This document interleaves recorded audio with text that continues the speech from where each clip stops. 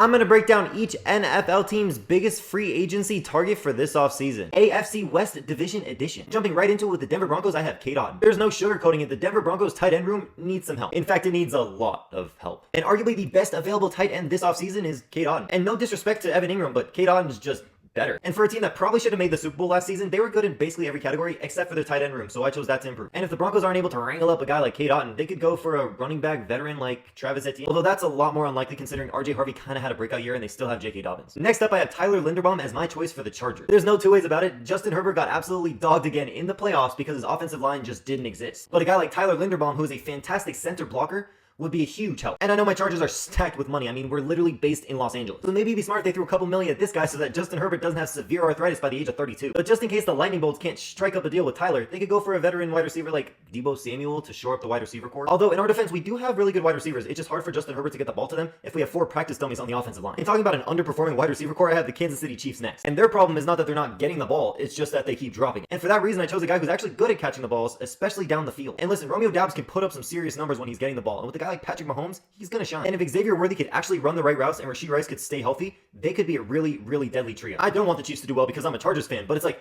how are you paid millions of dollars a year and you're dropping the ball? At that point, just throw $1 million at me. I'd drop the ball all the time. But if the Chiefs aren't able to command a deal with Doubs, they could go for a guy like Juwan Jennings as well. And last but not least, I have the Las Vegas Raiders, and I went with Fernando Mendoza. And I know that he's not a free agent because he hasn't been drafted yet, but this is what the Raiders need more than anything, so I put him here. Let's be honest, what they really need is a quarterback that doesn't throw 30 picks in a season, and Fernando Mendoza, with all of his talent, could be the next best quarterback in the league. And if he really is able to perform well, he's going to have some serious weapons on his team next season. Since this is already basically a for sure thing for the Raiders, the other person that they should go after is Alec Pierce. And with Fernando Mendoza throwing to Alec Pierce next season, the Raiders might actually have a chance at not being terrible. But of course, that's always wishful thinking, so we'll see what happens. But let me know if you agree with my picks and comment below which free agent you think each one of these teams should sign this offseason. Thank you for watching, Antonio out.